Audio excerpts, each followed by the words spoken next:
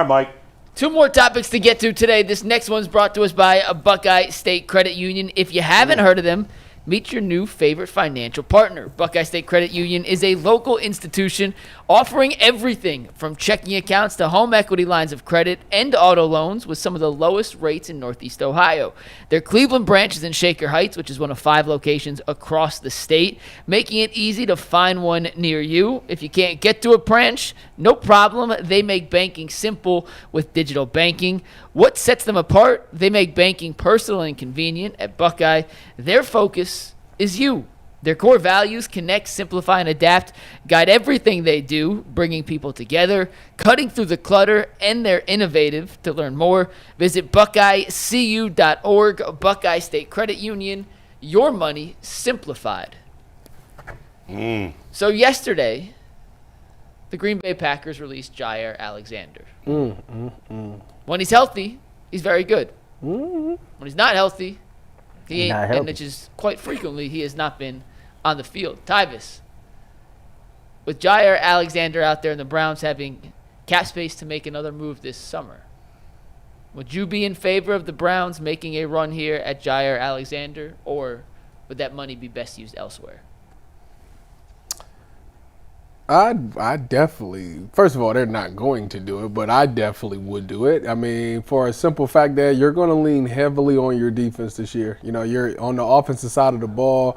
It seems to me you're going back to the old Kevin Stefanski system, which means that you're going to probably run the ball, which is why you drafted 2 running backs to pair up with a Jerome Ford, which is why you brought in another tight end. Just seems to me that you're gearing up more towards running the ball a lot. And you never know how that's going to be with an offensive line that was just in one scheme, switching back to that scheme and going like it's a whole lot of variables there. So I would personally lock down the defensive side of the ball.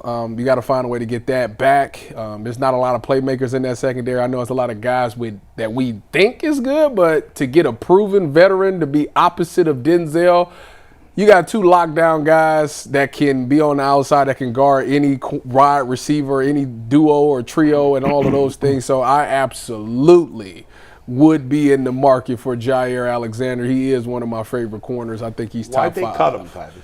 Because he was not a deal. Something about a deal. They couldn't renegotiate the deal. I mean, somebody got to help out Denzel when Martin Emerson is tired, right? Somebody got to come in and sub for That's the reason they're not going to do it, because they want to give him a fair opportunity. Me and Mike talked about this yesterday. Like, I think Jaire Alexander, like you, he's one of my favorite corners, in the NFL. And when he's healthy, he's a straight up baller. For me, I would do it, even though the Browns are not going to do it, because I want to win. And I'm not one of those people who want to see the Browns tank or want to see the Browns put themselves in a position to win less games as possible. I want to see them at least try. And adding a guy like Jaire Alexander, it shows to the fan base that you're at least trying. Now, will he be healthy enough to be on the field? I don't know. But a part of why I'm always okay bringing guys here to Cleveland when you have some injury concerns is because we have one of the best hospitals in the entire world right here in Cleveland, Ohio.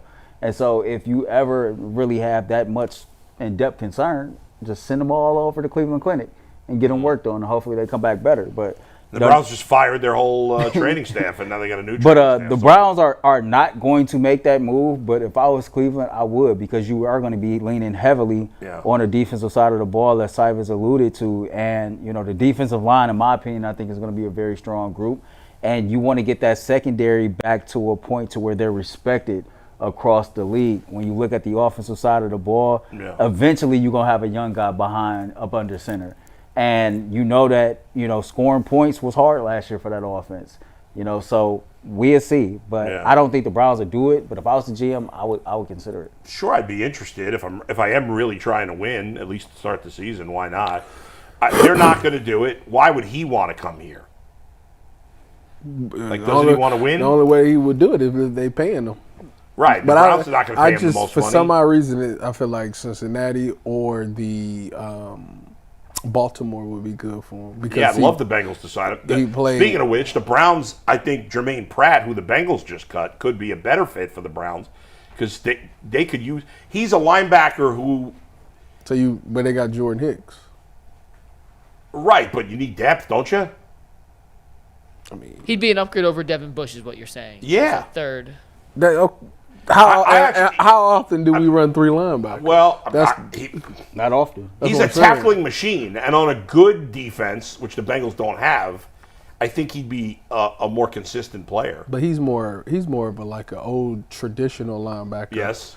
See, the Browns want them But what's his name? smaller stature. The new kid is more of Schlesinger. like an old traditional linebacker. No, they say he Bigger guy? moves. No, he moves around. They say Schlesinger's big. like JOK. yeah, he's an athlete. Yeah. Right, but he's a big guy. Like in terms of size. Oh, well, I don't think he. What is he? 220? Schlesinger's 230. He is up there. Isn't that funny? Like 30 years ago, that would be big for a linebacker. No, you'd be like 250. Is Jordan Hicks teaching Nathaniel Watson how to be the Mike linebacker? He better be. Me and Spencer was talking about that. I remember the Bengals, when they went to their second Super Bowl, had a safety named David Fulcher, who was a great player. I think he was 230. Probably wasn't, but that's my memory is that he It was, makes me he was upset 230. because I'm too. I was 248 the other day. Yeah. Losing weight, and I I can't feel it. work out. I got another week until I can work out. Oh, yeah. Because of your hair? Yeah, I can't sweat. Oh. But what do you mean you can't sweat? If you're out in the heat, you might sweat. That's why I ain't not been out in the heat. Not at all. Got to get the air conditioning pumped. Yep. All right, Mike. Jaire Alexander. One last thing on Jaire, Yeah. and then we'll move on to our Oh, last topic. yeah. Well, I got one other thing real quick. Is he still elite? Yeah, he's a good player. He just. So you'd think a lot of teams would be interested in it. I do. Josina Anderson said at least 6 teams have already reached out to his representation. For sure. And they expect more in the coming days. As they should. He's Bengals top. should He's sign him, and they're not gonna do it. if he They're ain't top 5, he definitely top 8. That dude a baller. Yeah. And I like the trash talk. At that Did she point. mention any teams? She did not say. She said, I want to see how many teams reach out before I put out the list of teams that have And we got 23 available. MJ changed his number for him. Tell him you said you're welcome. Somebody's not.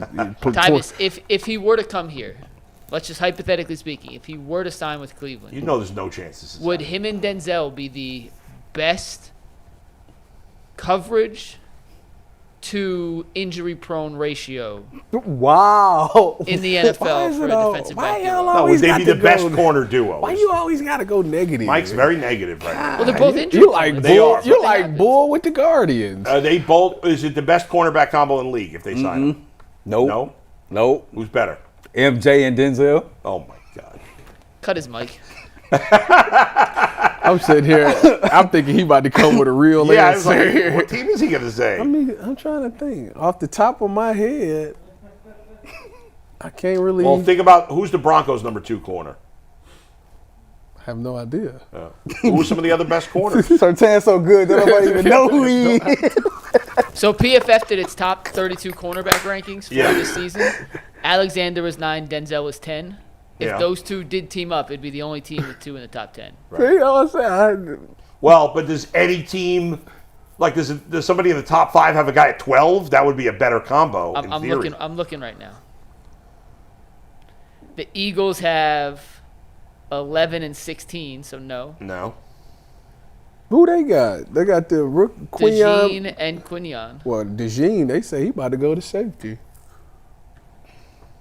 Not really, Bull. No? All right. Not- So not on paper, it would be the best cornerback combo in the league. Now, the last time something like this happened, to Yeah. where you had like 2 elite corners like that I won't say the last time, but one that people could probably remember is when Nnamdi went to the Eagles that with was a disaster. Asante Samuel, Yeah. and it ruined Yes. Nnamdi. So Yeah. I remember hearing you talk about that because Asante, man, he go get them pick sixes. And so they was staying away from him. Exactly. So the reason Nnamdi failed is they kept because throwing, he was like, wait no, a the minute. reason Nnamdi failed is because when he was with the Oakland Raiders, he only had to cover for like 2 or 3 seconds. But their defense was so bad that people didn't throw the ball. They just ran the ball because they couldn't stop the run. So he was only getting targeted a few times a game, and it was like quick passes and stuff like that. So when he went to Philly, they wasn't messing with Asante because Asante's pick 6. And I told Right. y'all, if you want to be a deadly corner, get the interception. They will not go at you. So they went to the other side of the field. And once the 3 seconds was up, he was used to, I'm going to check you for 3, boom, boom, ball's coming out, Yeah. I'm going to make the play. When the route went past that, he wasn't used to that. and they was killing them. So I'll translate what you just said is he was a fraud. Pretty much. Yeah. That's pretty Did much players what they know came he up was a with. fraud before that? They said Asante Samuel said the first day, I think LaShawn McCoy told the story. He said first day, because he wanted to see. He wanted to see now. They said the tight end, Selleck. He went up against the tight end, I remember him. Selleck. Yeah. Blessed him. Just the guy. Touchdown. Yeah. And he looked over at Asante, and Asante said, I told you to keep watching. Yeah. Just keep watching. So the team kind of knew, like, he a little iffy. But the front office had no clue. Had no idea. All right,